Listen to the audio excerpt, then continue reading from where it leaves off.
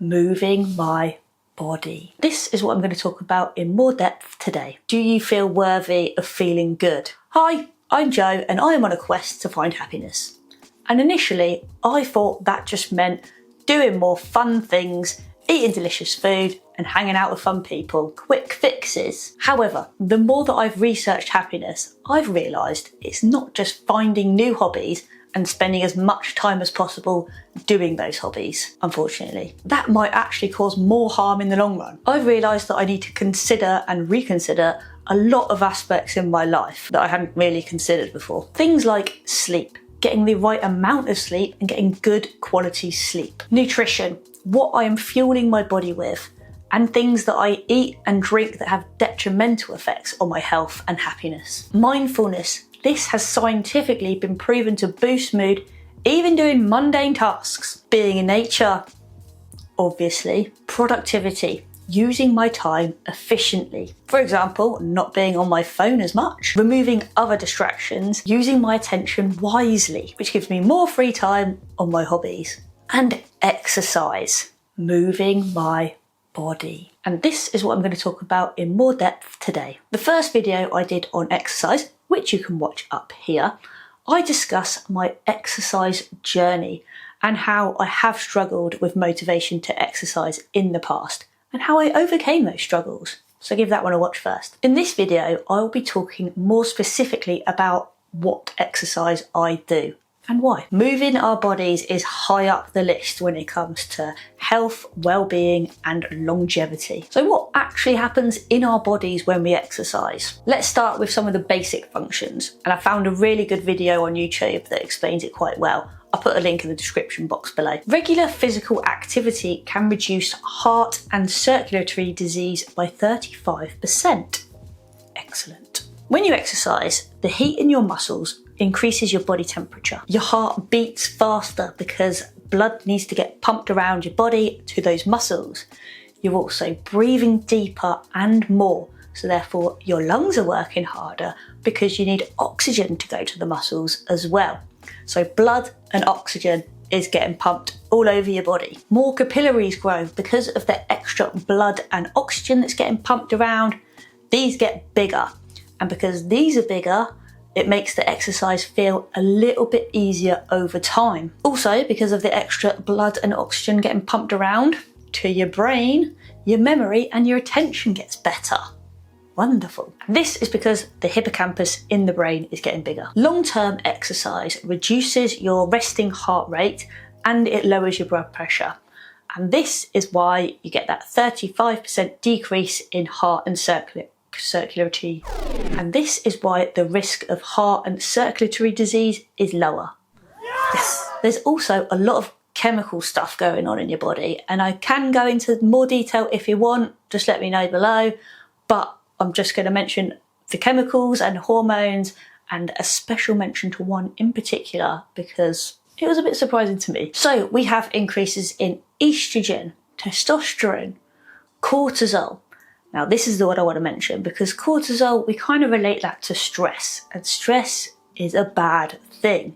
However, when you put your body in some stressful situations, like working out, you need it because it helps you feel alert and energized.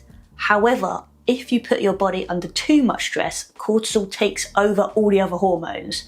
So remember not to push too hard and to rest. Other hormones and chemicals are serotonin, dopamine, adrenaline, the human growth hormone, and glucagon and insulin. There is a lot going on when we exercise. When we get older, perhaps we feel like we're a bit limited with what we can do. So we have to find something that our bodies are capable of doing. If you've never really had exercise as part of your lifestyle or your routine, it's never too late to start. And studies have shown that a 10-minute walk can improve your mood. And if you're unable to walk, anything that increases your heart rate counts. Do 10 minutes of that and get those chemicals flowing. So when it comes to the exercise that I'm doing, I have to take all of my factors into consideration. Things like my sex. Being assigned a female at birth, I go through things differently to males, such as periods and menopause. I'll talk about that in a little bit more depth a little bit later on. My injuries. I used to be a professional snowboarder and I've snapped my ACL twice, That's the main thing that I struggle with, and it restricts some of my movements. I also have a heart condition. I have a bicuspid aortic valve and distended aorta. It means, again, I am a little bit restricted to some of the things that I can do. I don't want to put my heart under too much stress. So when it comes to strength training, I am not allowed to do like 1 or 2 rep max things. It's too much pressure. I also need to consider the time commitment, as my work is quite flexible with the hours that I do. I never really know when I'm going to finish. Therefore, team sports isn't really an option for me because of the training times and the game schedules. And lastly, something to consider is that I am rapidly approaching 40. So I'm not necessarily now thinking about what exercise is the most fun. I'm thinking about what my body needs the most. Fun would help too, but it's taking a little bit more of a backseat. As I love being on my bike. I mean, I've got a couple of bikes, but I know that I can't rely on this as being my only form of exercise, unfortunately. After looking into it a bit and listening to various podcasts and doing some research, I found that strength training, resistance training, functional training, lifting heavy things up is the best thing for me to do. So, what exercise am I specifically doing? As I mentioned in the first video, I need a plan. I know what sort of things I should be doing, the strength and resistance training. However, if I went in without a plan, I would just do upper body, like all of the guys at my gym. I have Natasha Ocean's app and I do the Build program, which is a 12-week program. However, I don't do it as a 12-week program. I do it as and when I can. And I skip the athletic workouts. I just do the strength and functional workouts. This is because I walk a lot and I BMX or go out on my bike probably once a week at least. And I consider that to be my cardio, and I don't want to do too much cardio as strength is the priority. When it comes to strength training, normally you do really low reps and really push the weight.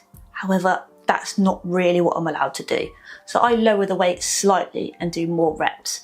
Generally around 10 to 16 reps for 3 or 4 sets. Sometimes I still push myself to failure because it is strength training, but I don't want to put too much pressure on my heart. So the last time that I saw my heart consultant, they said that I can push myself as long as I can do 3 sets of 10 reps minimum, and then push myself to failure after that. Anything under that, it's too much. I do try and go to the gym to do these workouts around 3 times, but sometimes it's twice a week, sometimes it's 4 times a week.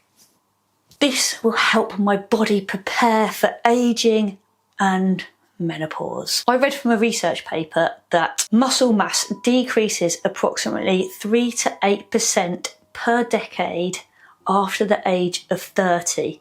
And this rate of decline is even higher after the age of 60. This involuntary loss of muscle mass, strength and function is a fundamental cause of and contributor to disability in older people. And I've just listened to a Huberman Lab podcast with Dr. Stacey Sims, where she mentions that females lose strength way earlier than males, and it's a lot harder for us to maintain and build. As always, I'll put all my research in the description box below if you want to read it further. A lot of what I've heard is the amount of strength and skeletal muscle that we lose once we get over 30. It's way harder to build muscle, something that I don't think I've had that much trouble with in the past because of my genes and just the amount that I've liked to exercise. But getting this knowledge has definitely given me a kick up the arse to do the most effective workouts for my body now and to help with the future. Yes, I still want to look as good as I can and be strong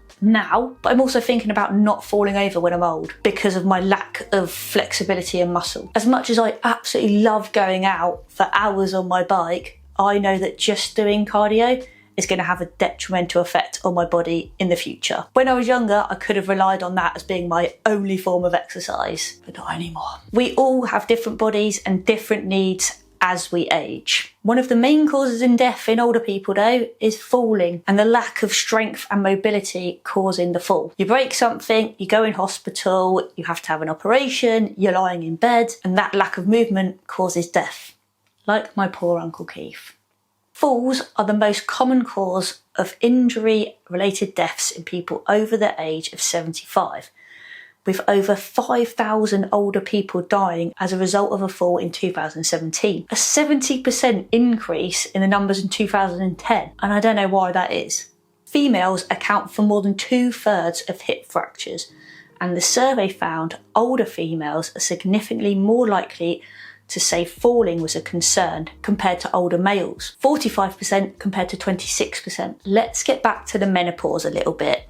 Ooh, I know. But it's getting talked about more. There's more studies, new information, which I'm not sure has made me more or less terrified about it. There's going to be changes in my body, changes in my mood, the hot flushes, it affecting my sleep, and the foggy brain thing, which I think I might already have. I've listened to 2 podcasts on menopause recently, and they have said that we can be preparing for menopause straight away, like since we're born. No, not since we're born. But since you start menstruating, you can be preparing for menopause. It's not going to hurt to make the symptoms as less as possible. Things like your diet and, you guessed it, strength training. Something else worth mentioning when it comes to exercise is outside factors. Things that make exercise more fun, therefore that will have more benefits. Things like being on a team. You've got the whole social side of it as well. Sports that are outside. We all know how good being outside is. Another human podcast I listened to, yes, I'm obsessed with him, was with Dr. Gabrielle Lyon. She's great. I thoroughly recommend you listen to that. Link will be in the description. And one thing that she said that really struck with me was when she said, "Do you feel worthy of feeling good?" Oh, that hit a nerve with me.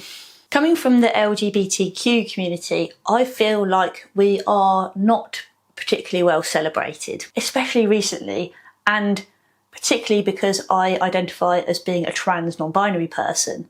My appearance is something that I've always taken a lot of pride in. However, over time, it's hard to keep that up, especially with a lot of negative reactions that we receive on a daily basis. I've carried a lot of shame in the past, and I think I do carry it still to a certain extent. Like I just don't feel right or good, or that I fit in with mainstream society. I've found a lot of ways to sabotage myself and therefore my training because of my lack of confidence and worthiness. You are not alone if you feel like this. It's a struggle. When someone offers me a cake or a cookie or some pizza, I know I don't want it, but I just can't say no. And I don't need a lot of persuading if I do manage to say no. I don't need persuading at all. And after listening to the podcast, I feel like it's because I'm sabotaging myself. And she says a lot of people feel like this, and that is why they struggle to stick to an exercise plan. After listening to that and coming to that realisation, I hope that I can realise that I am valid and worth feeling good. I am loved and I deserve to feel happy and healthy, making the right choices for me to feel good. And so are you.